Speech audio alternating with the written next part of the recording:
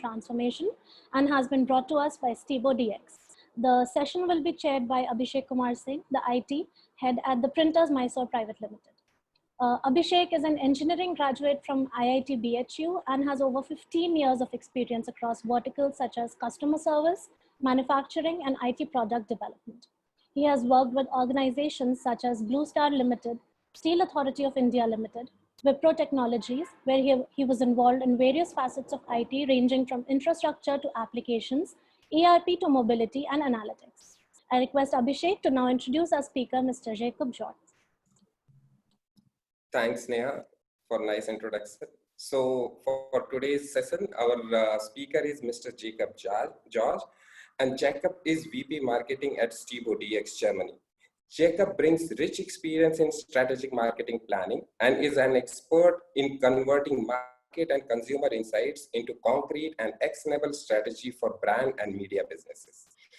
Jacob is committed to sharing the experience and thought leadership that CCI has built over the years to help brand and publisher adopt and innovate today's rapidly evolving media market. Before I hand over the session to Jacob, a quick note to participants: you can post your question in Q&A section and same will be taken at end of the session. Over to you, Jacob. Jacob. There we go. Yes, thank you very much, Abhishek. Thank you for the kind introduction. Allow me just to share my screen here. And thank you everyone for joining this session. And before we dive into the presentation, just allow me to introduce the company that I work for just briefly. We are called Stebo DX. Actually, you might know us by a different name. Previously, we were called CCI Europe, but here in the beginning of the year, actually just right before COVID, we rebranded into the new company name Stebo DX. So that's the company name we're known by now. We are still, however, the same friendly people that we were in CCI. So nothing has changed on that front.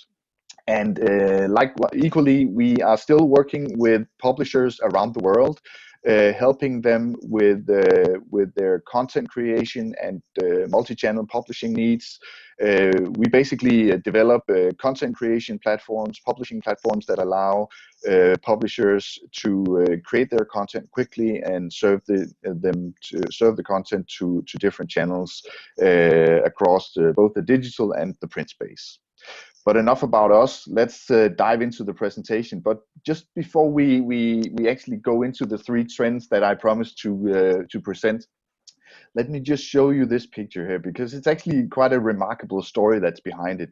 What you're seeing here is a fully functioning newsroom in Mexico during the peak of the COVID crisis. This picture was actually taken in, I believe it was in the end of March this year, where COVID was raging all across the world. And this picture here is taken from the newsroom of the Mexican publisher El Sol de Mexico, which is part of the OEM Corporation, which is a customer of ours. And this picture is actually not taken after hours. This is taken during the peak hours of the day, where there are a lot of journalists and editors hard at work producing today's newspaper.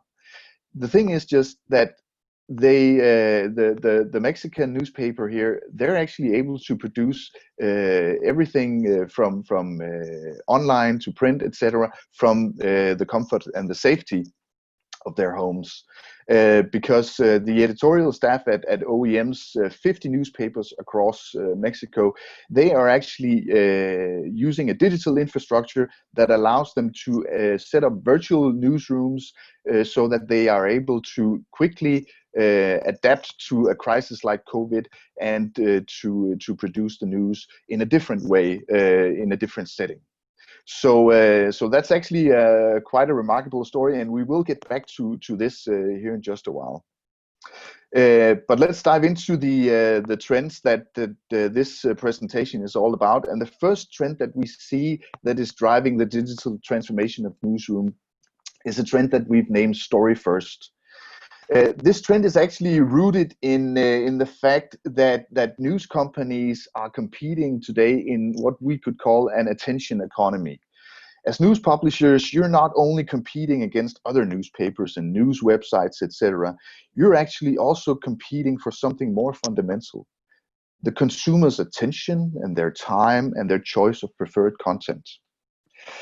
And a clear indication that the attention economy is putting the news industry under pressure is that other content services are actually outperforming news on a lot of factors. In 2019, the people behind the Reuters digital news report, they asked consumers under 45 to pick their preferred content service, their preferred digital content service, that is, if they could pick only one subscription. And only 7% of the consumers chose online news. On the contrary, most of the consumers actually chose a subscription of online video if they could choose only one. So, for example, a Netflix or HBO or an equivalent service. And this tendency has actually led a lot of our clients to strategize on how they can offer content and consumer services which can compete with the likes of Netflix and Spotify and so on. And one of the solutions to do so is to take a completely new look at how news is created and served also. So I'm sure you're familiar with the terms print first, online first, mobile first, etc. But the fact is that instead of creating content for channels, we should start to have a different approach, to start creating content for audiences instead. And that's what we call the story first strategy. The story first strategy is first of all about taking an audience-centric approach to content creation and distribution. That means that you put the audience at center for everything you do when creating the story, and you focus on creating strong and engaging content experiences which are just as engaging regardless of the channel in which they're served. Secondly, the story first approach means adopting an omni-channel strategy. So instead of relying your full business on one channel, print for example, or online, you should use all your channels, or view all your channels as equally important, and make sure that the stories that you serve in each channel are served in a native way, so that they're actually just as engaging in social media as they are in online, as they are in print, etc. So one of the prerequisites for taking this story first approach is actually to change the way that we work with news content. So basically what we need to do is we need to break what we could call the story monoliths. The fact that a story is a fixed structure with a fixed selection of channels that it can work in. Instead, we need to look at the way that stories are structured. However, today, most content management systems, they dictate how a story is structured. We are forced by technology, you could say, to structure our stories in a certain way, with a headline, a lead text, a lead photo, and then a long body text that actually locks us into a specific format. So what we propose and what we see actually a need for among our customers is a new content anatomy, a new way of structuring content that allows you or brings you a lot more freedom when creating content. So basically, all of this is about breaking your content up into smaller units, so that you're able to work with each of these units as building blocks, basically.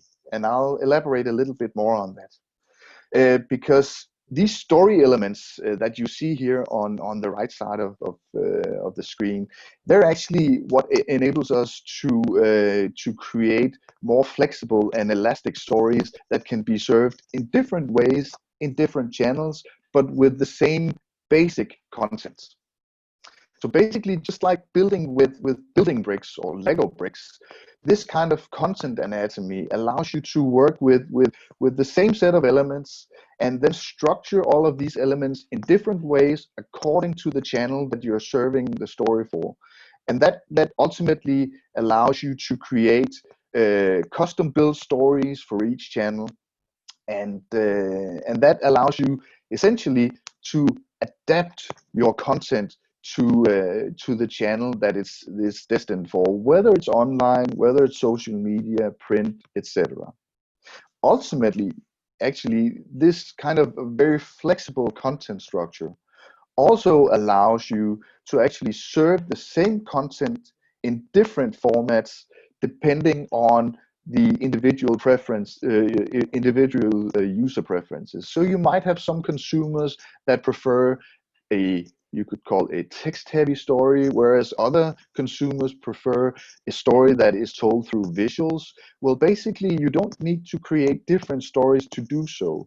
You may just need to work with your atomic content elements in different ways and put them together in different ways in order to serve the same story to users with different needs. So that was the first trend, story first, as we call it. The second trend that we see in the digital transformation of today's newsroom is one that we call the integrated toolbox.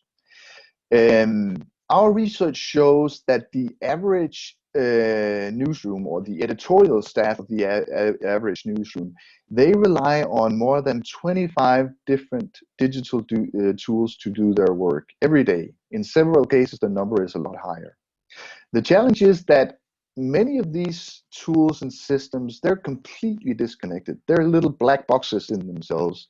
And this means actually that the workflows in a newsroom and in an editorial organization, they're very difficult to automate. They're very, very difficult to make more efficient, simply because the systems don't speak together. They don't work together. So what happens is that the editorial staff, they basically need to bounce from system and tool to another system and tool just to create the content and to serve the content onto these different channels. And that's a very inefficient way of working. And it becomes even more inefficient because day by day we see that the number of channels that we work with, the number of digital channels, is simply expanding. New social media channels are popping up. You want to also be present as a publisher on the digital channels, your online services, apps, etc. So the more channels you work with as a publisher, the more tools there are for the editorial staff to basically cover. And that it actually can be quite a challenge. So an essential part of the digital newsroom transformation is that what we see is that many of the news companies that we're working with, they're actually looking to connect these dots. They're actually looking to break down the barriers between these different disconnected systems and connect the dots so that they're able to automate workflows and work in a much more efficient way. One of the key benefits of having this kind of unified digital platform, that is, of course, that the editorial staff, they get one toolbox or one interface to work with instead of having these different and disjointed systems. On a business level, you can say that the key benefit of having one platform is that actually it allows you to work in this story first way that I just described, simply because all of your channels are tied together into one system. So you're actually able to work story first in a more automated way, in an automated workflow. And finally, choosing what we call an open and extensible publishing platform that actually allows you to replace old tools as they become obsolete and replace them with new tools, new, more contemporary tools as your digital needs evolve over time. And that's not possible if you have all of these little black boxes sitting next to each other. Instead, it is quite important to have your systems tied together in a more open structure so that you can actually replace the different systems as you move along.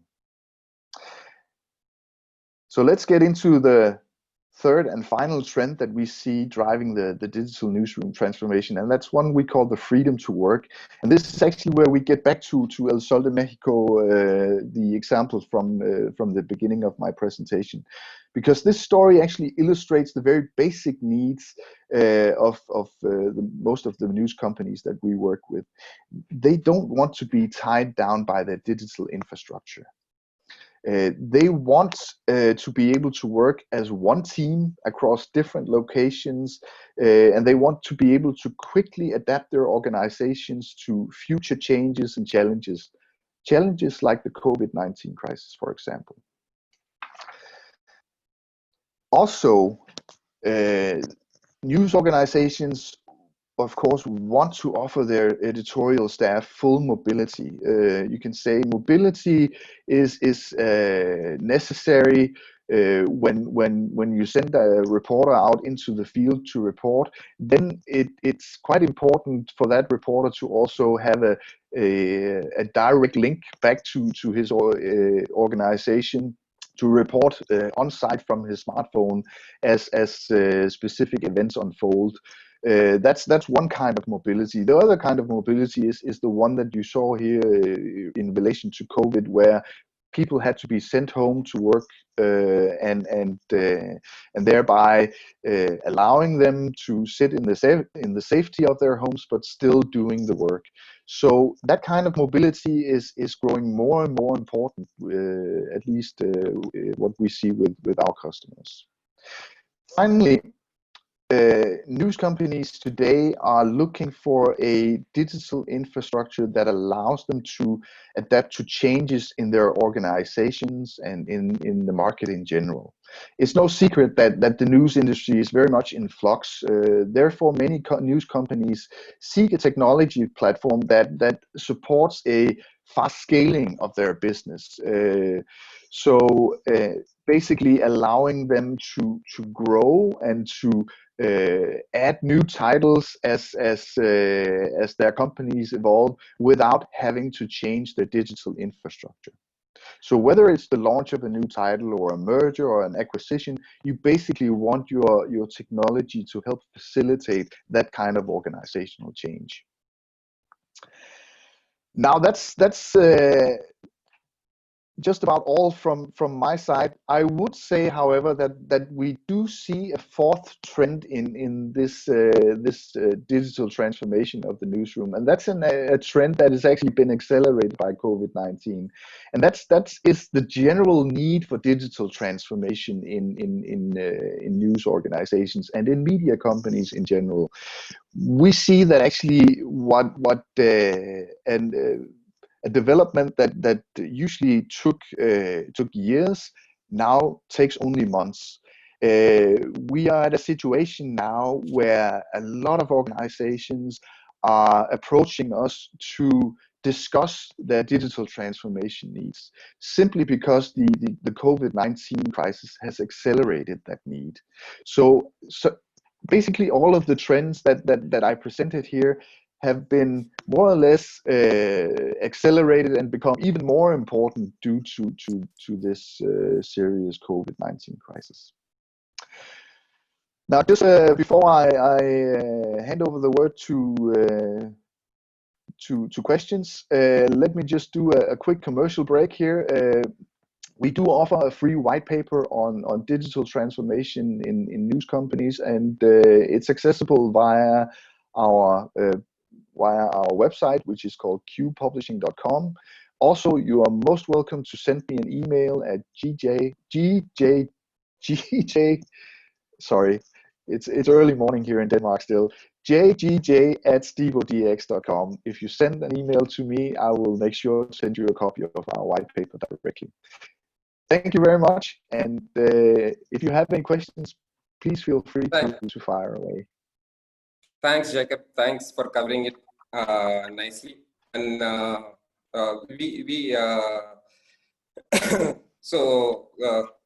as COVID has impacted us, COVID has impacted everyone, and our current approach of not only life but on business is currently changing. And what is the impact on our digital newsroom? You have covered it nicely. So just wanted to check with you, Jacob. Once post-COVID, how do you see what will be the impact? Whether situation will again start trending to normal, or these new adoption will continue?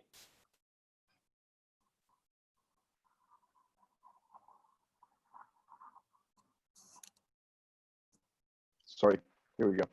I believe that the COVID crisis has really accelerated and accentuated this need for digital transformation, and I think this is not just a regional issue. This is a global issue that we're seeing, and we can see that from the interactions that we have with our customers in different regions of the world, they're coming back with some of the same pain points basically, and same challenges, which has just been accelerated by the COVID-19 crisis. Sorry, I can see that my video is not on. Here we go. Okay.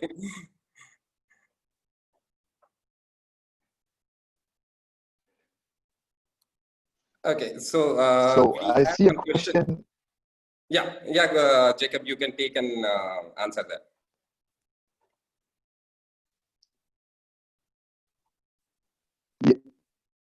Yes, this is a question from Nishan Sharma. What is the culture needed for digital transformation? That's an excellent question. Just like digital transformation requires a change in technology, it does require a change in culture. It does require an openness and an agility in the organization, which is not only facilitated by the technology itself. It actually requires a change in mindset. So, for example, working in this story first way, where it's not about creating stories for specific channels, that basically requires that you change the way that you look at your business, at the way that you serve stories, that you're not tied to a specific channel, but that you are more or less channel agnostic. So you can say the overall culture that is needed is a very agile and open-minded culture, a culture that acknowledges the need for change, basically. And then there's a second question. Did Stibo make changes to its product offerings? And was your product already suited for such challenges? Also a very good question. We didn't make changes to our product offering due to COVID, and actually the products that we bring to market, our publishing platform, that hasn't changed due to COVID at all. You can say the basic infrastructure that our publishing platform offers has been the same both here pre and post COVID. We have just been, you can say, we've been I wouldn't say lucky, but the situation here which has been brought forward by COVID has actually accelerated this need for a greater deal of flexibility, and that flexibility was built into our offerings from the beginning. I hope that was a good enough answer to that. Then there's a question about the digital transformation. Let me see. Whether it takes into account the role of Google and Facebook in reaching consumers. I know that there's a bigger political discussion about the roles of Google and Facebook, and I'm probably not the right person to get into that kind of discussion. But I would say that media, social media, especially like Facebook, they won't go away. They're here to stay. And the way that we are working with different kinds of social media is that we're considering these media as channels, and basically what we are trying to cater for is to enable publishers to work with these channels,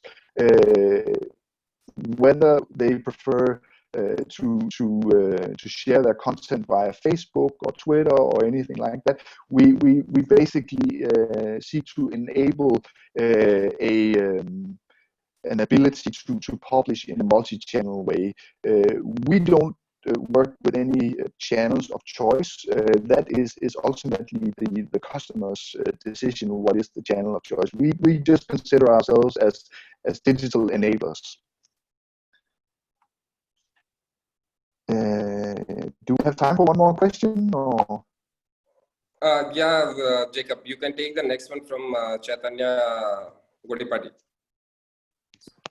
So his question is, with work from home in place in media organization, what can online news publisher do to augment the speed of publishing, especially in location where internet bandwidth issue hamper the timely publishing of the content? Yes. And that is actually a very good question, and also a real world challenge. You can say that it is not everywhere that you have the same kind of bandwidth coverage and so on, and that can present challenges in terms of both creating and publishing content digitally.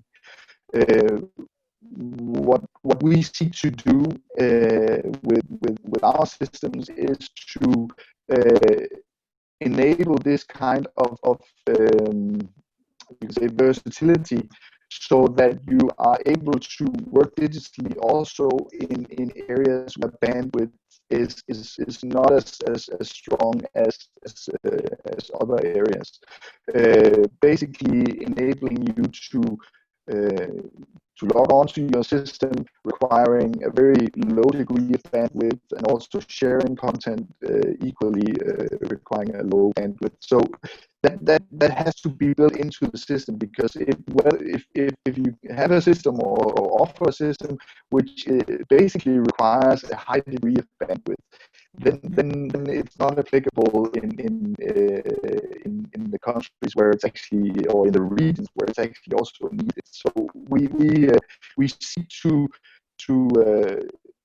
create a solution where you can say the technology can enable regardless of these infrastructure challenges. Okay. So, Jacob, I think we can squeeze one more question. We have another 2 minutes left. So, next question is by Arvinda. He wants to know how can change in the thinking pattern of digital be the threat for us in a traditional industry? Well, I think it's I would, from my personal opinion, I would say it's not as much thinking about digital as a threat, rather as an opportunity, because I think that the traditional more print-oriented newsroom still has a lot of relevance and a lot of validity. So publishers today, they need print to sit alongside digital. And instead of having you can say a hierarchy between your channels, I would say that the mindset change that is needed is to instead view all of your channels as being more equal. And instead of focusing on, you can say, a print first news publication, then focusing on a story first news publication, regardless of the medium or the channel. News publishers, they are producing stories. That is the, you can say, the core product. That's the story. Whether that story is then served in a digital channel or in a print channel, well, I wouldn't say it's all equal, but it's actually the most important thing to focus on story instead of the medium that it's served in.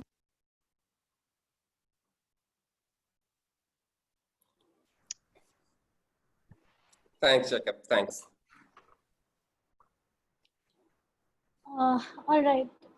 Thank you, Abhishek, and thank you, Jacob, so much. What an interesting session that was, and very helpful. Before we meet again for our next session on constructive journalism, I request all our attendees to take this time and explore our virtual exhibition, where you have the option of chatting and getting on a video call with our exhibitors and getting to know their products. You also have the opportunity to interact with your fellow attendees in the meeting hub. So please go ahead and do that, and I'll see you all at 3 p.m. Thank you.